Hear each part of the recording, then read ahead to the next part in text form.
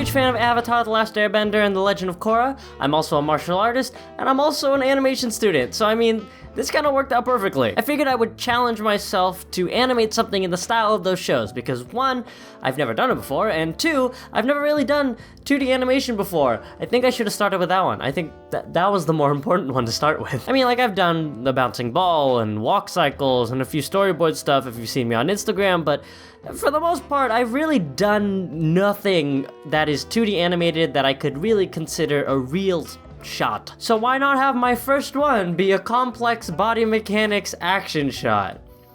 This was a terrible idea. Okay, so I mainly practice Chorley Foot Kung Fu, which is not a style represented by any of the bending styles in the show, so I just chose airbending because I wanted to use the staff, and I like my staff, and the airbenders are the only ones who use staffs that I'm aware of, so it just sort of worked out that way. So first I went and recorded myself doing the staff in my backyard. This is a staff form called the Konyangwon, which is my favorite staff form and the only form that I personally know of that looks airbender-y. I was wearing a mask because at the time of recording this, California was on fire, and I'm a Californian, and also asthmatic, so that was fun. After looking through the reference video a few times and picking out my favorite parts, I got to animating using Richard Williams' animation process that he outlines in the Animator Survival Kit as my guide. I drew the key poses in my sketchbook because I tend to make more confident lines with traditional media rather than in digital. I then took pictures of each pose and then put them into Blender, my animation software of choice, because it's free and I'm cheap. I played around with the timing until I found something that I was decently happy with, then I moved on to the context. That meant every pose where I took a step or made a major change in foot position. At this point, I was drawing completely digitally, and since I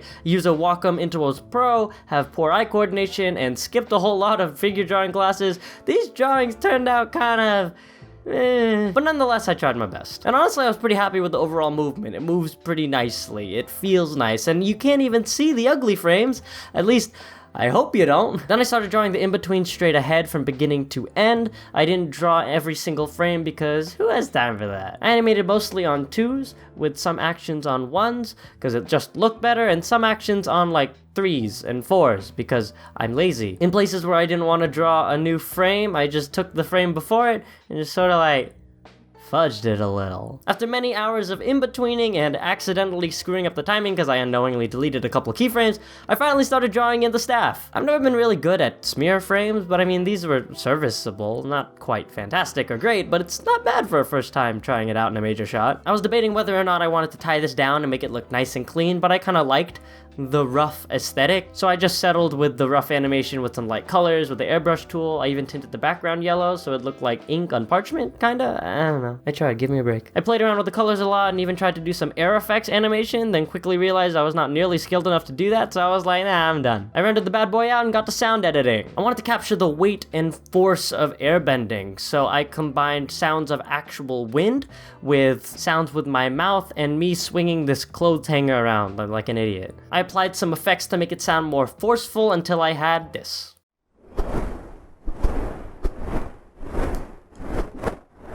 I then added footsteps by watching the animation and trying my very best to sync up the steps as I recorded myself, and then I added some background noise of more wind and some rustling leaves until I got this.